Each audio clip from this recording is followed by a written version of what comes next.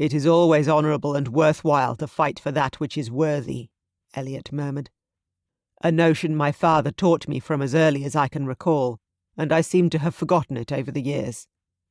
I do hope they will not suffer any embarrassment when I send the ladies home. I am not interested in marrying any of them." She surged to her feet. "What nonsense! You must marry and produce an heir." "I hope with my heart I will have that happiness." A frown chased her brows, and golden eyes narrowed. "You are the Duke of—" "Of Hartford, I know," he murmured. "I will marry no other woman while I love another." His words settled into the fraught silence.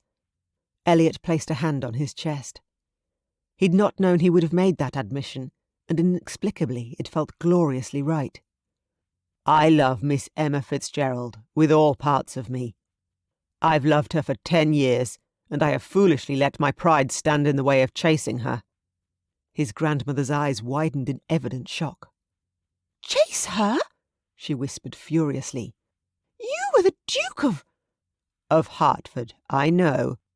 I suppose all the ladies of society are supposed to fall at Duke's feet, and we do not pursue them." Her outrage was apparently too great for a rebuttal. "I love Emma Fitzgerald," he said again. "I've finally allowed myself to imagine a life with her, and I cannot let her go. She does not want me. In fact, I offered for her yesterday, and she rejected me, for the 4th time." Profound relief glared from the Duchess's eyes. "Sensible girl. She is unsuitable." "I should never have left," he said, walking toward his grandmother to stand in front of her. "I foolishly left her when she needed me the most. A wounded animal fights those who try to help them, and I never realized that's what Emma did. She was hurt, profoundly, and the more I pushed to be there for her, to make her my wife so I would always be there for her, the more she pushed me away. I gave up on her," he said hoarsely, unashamed of the burning in his eyes. "I gave up on her, and I never saw it. I gave up on us."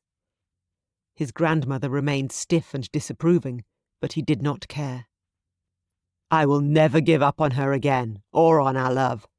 If she travels to America, I will take a ship and follow her. I am but a shadow of the man I want to be without her, and I suspect she is just as wounded without me."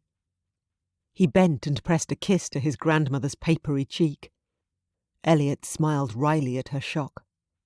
"Thank you, grandmother, for thinking of my future. But I'll marry no woman unless it is Emma Fitzgerald." Then he turned and exited the drawing-room, planning his campaign to win his love.